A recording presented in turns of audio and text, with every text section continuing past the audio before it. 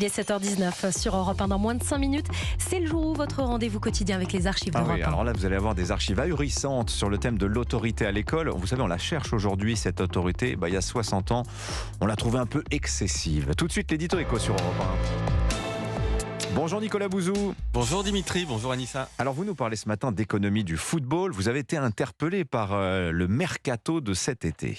Ah oui, et les évolutions récentes de l'économie du football nous disent des choses passionnantes sur le capitalisme contemporain. Alors le football, c'est bien évidemment l'un des sports les plus populaires, les plus regardés. Les enjeux économiques sont colossaux. Le marché des joueurs est mondial et il n'est pas régulé.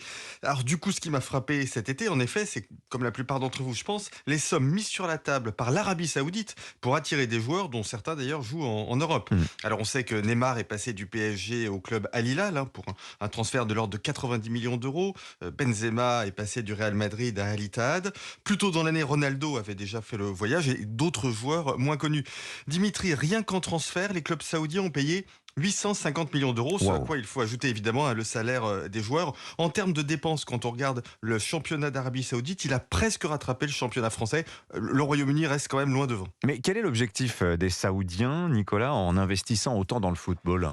Alors déjà, notez que c'est une stratégie gouvernementale, voire royale, puisque le fonds souverain saoudien détient 75% du capital des 4 clubs qui ont réalisé le plus de transferts cet été. Alors, il y a 2 objectifs. Le premier, c'est de faire monter le niveau du championnat saoudien pour constituer un véritable secteur des loisirs. Le pays investit énormément dans le sport, pas seulement dans le foot d'ailleurs. L'Arabie Saoudite, comme les Émirats, travaillent depuis des années sur l'après-pétrole.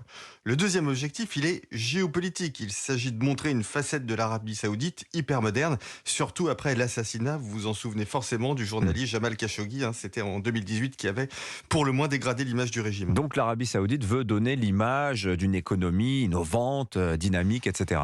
J'irais plus loin que ça, Dimitri, je dirais futuriste. Le prince Mohammed Ben Salman veut démontrer au monde qu'un pays arabe, désertique, pétrolifère, peut incarner l'avenir, et c'est la raison pour laquelle il a annoncé dès 2017 la construction d'une ville nouvelle appelée Neom, une ville de 10 000 m², ce sera dans le nord-ouest du pays.